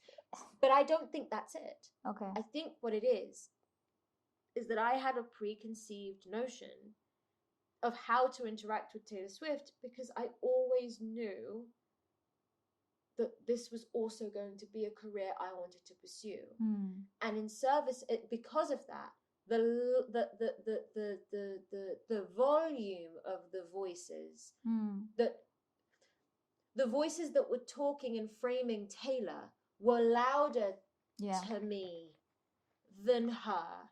Because those were also voices I was looking to for an idea of the industry that I wanted to be a part of.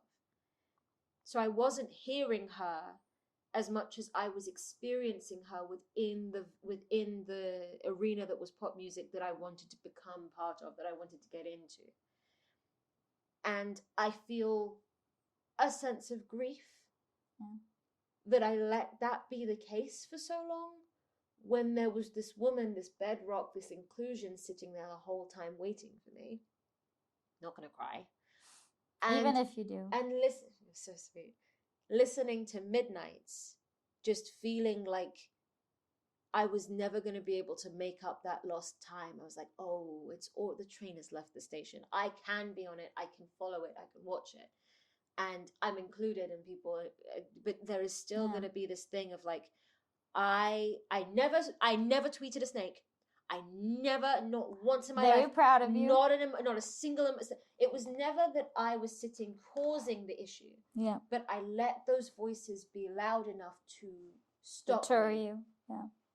Because I saw them as being partially legitimate, and in this era now where there is no facade to her in the way that there maybe used to be, or there is no gloss to her. There is a gloss. There is a huge amount of gloss, but it's a gloss that feels that it's emanating from her, not put onto her. Yeah. It's a very embodied thing. Like Karma specifically, when you watch it, you just go, this is the woman at the center of her own universe. And I'm always going to feel like I've stolen this valor in being included now, and that I should have not allowed that to get in the way. But there is also the grief, not just for the lost time with her, but also the camera's gone again. We're just going to finish this in audio. Okay. The lost time of myself, the lost time in my own career, you know, not being able to do in that time what she has managed to do. And I've always been quite upfront with that is part of the reason it's hard for me to listen and engage. Yeah. But I think I'm finding my path to her now.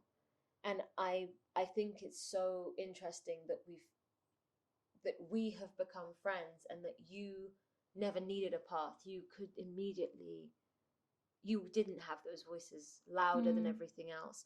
And actually maybe you defied those voices on purpose because you could see them for what they were sooner than I could. And I commend you for that, in being like, no, I will not be told what to like. This is something that speaks to me, and it will speak to me, and to speak now. It will speak to me now, and it will speak to me. It will speak to me now. Yeah. And it will speak to me because it is something that is an honest expression. Yeah. And you put that above whatever other framing may be there. And I see that as being an immense creative integrity and integrity of taste in you. And it's why I respect you so much as an artist and as someone that loves art. And I will let you have the last word on Miss Alison Swift. How would you like to end the pod? I think what you said, you feel like you've lost so much time in, being able to engage with her and being able to revel in her music, whatever. I think, this is going to sound like a therapy thing. Do it. We all have we all have our own experiences, and this sounds so like generic, but we all have our own experiences. Don't let that deter you. Oh, I could have done this, I could have done that, I could have heard her music before, whatever. You have your own relationship with her, and that can be as multifaceted and maybe even complicated at times as it wants to be. And that is fine. Doesn't make you a fake fan, doesn't make you whatever. It's the music is, she says it, what does she say in the manuscript? The story isn't mine anymore. So she makes the songs. She makes the songs to express what she feels in the moment, and then she puts them out into the world for other people to enjoy, for other people to relate, for other people to make them part of their own story. And so there is no real right or wrong way to be a Swiftie, to be a fan of Taylor Swift's music, to be a fan of Taylor Swift. However, you take from her what you can relate to, what feels good, what makes you feel, what helps you get through the day, what you feel you can, I said this before already, what you can relate to, what, sometimes you have a song that you just latch on to and listen to it 10,000 times a day. And if that's... You're on your own, kid. That was a big one for me. Exactly. And as long as you leave the path open for yourself, you don't have to worry about anything. That's and she wouldn't want that either. I'm still speaking from a Swiftie. She'll need to come and tell us herself. Exactly. Taylor Allison Swift, but your Miss Tree has an email in her inbox right now. Come say hi. The way that I've gotten to know her from what she has said of her own art, of her relationship with her fans, is that she will never tell anybody how to listen to her music or how to do this or how to that. Oh, you have to buy this and this version of my album because otherwise you don't count as a fan. Yeah. She will never tell you that. She will never. She's not that kind of artist. She's not that kind of person. She loves art. She loves making art, and she loves sharing it with the world. That's what she does. That she's a great businesswoman is another whole thing. Yeah. And I would say that the businesswoman aspect of her, I mean, much like every artist, is something that she's tempering a lot. Like the fact that with Reputation she didn't even do any press is very antithetical to being a smart businesswoman, but it was what was right for the record. Exactly. She always goes with what the art needs and what the fans will want. Yeah. Not as in doing complete fan service. No. But, what integrity they would want. Exactly. Yeah. I don't know, when the new versions came out, she would listen to what, fans would say, I would love if this song had an album, or like whatever, this and this. Like, she listens to that. Right. That is what matters to her, what the fans say. It's great when she gets great reviews and everything, and she will, she'll be happy about that. I mean, she posted them for TTPD as well. But that's something that's changed in the last few years, where she's realized, okay, I need to make the art for myself. I need to make, constantly make art.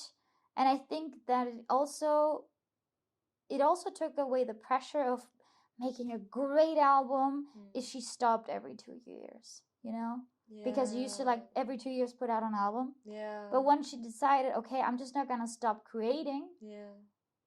That opened up a lot, in her life creatively, and I guess personally as well. Yeah. So there's no right or wrong way to be a Swiftie, to be a just like there are Swifties of every age, and I mean this. There are people. I saw that post you sent me Instagram. Not only that, but there are people on Tumblr who are in their 50s, 60s. Wow. Who are Taylor Swift fans. I love that. Doesn't matter what age you are, really. Doesn't matter what age you are. Doesn't matter where you come from. Doesn't matter what, like I said at the beginning, what you identify as, what your orientation is. Doesn't matter. Yeah. She just wants people to be, if they relate to her songs, that's what makes her happy. She's brilliant. That is what she said. I think she was like 15 or 16, and she was being interviewed, and she said, having a crowd sing back the words to me that I wrote, that will be my biggest dream. And that's who she is. Yeah. God, and it must be insane. You play Wembley 5 nights in a row, and everyone's singing every word to even the most convoluted, poetic, freaking mile-a-minute songs. Like, I can do it with a broken heart. Has a lot of words to remember, and everyone's just singing every single one of them. I want to end this by asking you, what is the album of hers that you feel has had the most impact on you? I won't say your favorite, but in terms of brain chemistry, you know how it is. Because for me, I mean, it's pretty bloody obvious. It's been Midnights. It's the album. I always say this. If a piece of art is making me voracious to make more art, it is not only a success in and of itself, but to me, it is one of the most successful things. Like it's an important piece of art to the culture that it would inspire me. I know I'm saying, because it inspired me, everybody must hear it. But it's an arrogance, but it is kind of. But I feel like that's kind of how she works as well. Like when she feels inspired, she wants to share it. Yeah, she wants to do it. Yeah. And so she'll be inspired, I think, like people like the National and Bon Iver, and then she'll go, okay, you need to be on people need to listen to this like on a record. Yeah, exactly. Yeah. So I feel the same way. It's like, now that I feel that Midnights has really inspired me, I want everyone to listen to it. because I think it's important that everybody listens to this album. It's an important album. Same with like, you know, certain plays I've watched, certain films I've watched. Yeah, if I feel exactly. they inspire me to make more films, suddenly, you know. So yeah, what's the album that has had the most impact on you? That is a very good question.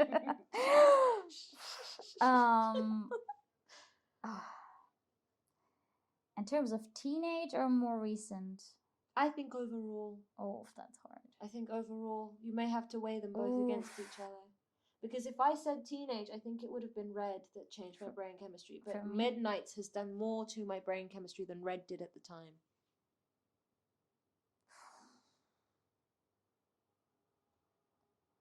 I hate these questions because I can never choose one thing. Right. So I will not. Okay. I will defy the rule. I'm very sorry. I give you maybe a limit of 3. Oh yeah, 3 works. Okay. So yeah, and then you don't have to rank them, but they're like 3 that changed your brain chemistry. I'm not like had an impact. Not just this was the best album ever, but like changed your perspective. Yeah. So the first, and I'm going because we're multifaceted. So I'm gonna go with the one that most impacted me in teenage was Speak Now. Right. A lot of people say it's the most Swiftian record because it's just her. She wrote it all by herself because people said, "Oh, she doesn't write her own songs." Yeah. And then she went and showed it to everybody. She wrote all of her own songs. Am I bad? I think Tortured Poets is the most Swiftian. As for grown Swift, yes, I'd say so. Yeah, but what? Yeah, okay. I guess people can go. I Well, think yeah, in it's her early era. I think it's what makes it so Swiftian is that it's so earnest and tragic, and still there's some naivete or innocence. Not naivete, but innocence in it. But there's the tragedy, and the innocence, and it all. It's like so big on both sides. Right. And then I'd have to say Evermore. Yes, I thought you'd say Evermore. Evermore, because I mean, when Folklore dropped, I was like thanking the heavens because I had been waiting for so long for an indie-inspired record, and also I loved the visuals and everything. And then I was like, of course, like I love Folklore. I still love Folklore, but 6 months later, or 5 months even, she drops Evermore, and I remember this. I was at work. And I got the email, "Oh, new album drops tonight at so-and-so." I'm like, what the fuck is going on? And then I listened to it, and it was like, it's, to me, it's Folklore to the max. Yeah. And she explained it as, you know, Folklore is like going into the forest, and Evermore is going even deeper into it. Yeah. And what I really liked, what really changed my brain chemistry is in terms of like, this woman gets it, and like how does she get it, and at the height of how she gets it was right where you left me. Oof. And that's one of her best songs ever. What a record. And so underrated too. Deeply I don't think underrated. It really gets talked about in general circles, and it honestly deserved a nomination. Yeah, it's a brilliant track. Exactly. I mean, the album deserved nomination. I think that was self-explanatory. Did Evermore not get nominated? No, it didn't get, because Folklore had just won. She beat herself. And you know what? Let's end it there for an icon, period. Yeah. She beat herself. Yeah. Don't you just love to see it? Well, I have a friendship bracelet for you. It's a Lavender Haze friendship bracelet. I'm not done with mine. No, I was making your own kit. I had the beads picked out already before I came here, and I didn't have time to do it. Dude, your own kit. You always have. Anyway, my podcast giving a gift to you as we send you off. Lavender Haze. Thank you so much. Oh, I love it. Thank you, Celeste. Thank you for having me. It's been a pleasure, even if my camera hasn't worked. And that's a nice little, seeing as this is the pilot episode of the new version of the podcast, it's nice to find out that half my kit doesn't work on the first episode before we head off to TIFF. You know, hate to find that out while I'm interviewing, fingers crossed, Lupita Nyong'o. Okay, and with that, we're going to call it a day. Take care. Indeed, that was SOPHISTICULTURE, a podcast by OBSCURAE Productions. If you enjoyed this episode, please consider buying us a coffee. Your support helps us continue bringing you our coverage and episodes, including the podcast, our articles, and our TikToks. The link is in the podcast description. Thanks so much for listening. Take care.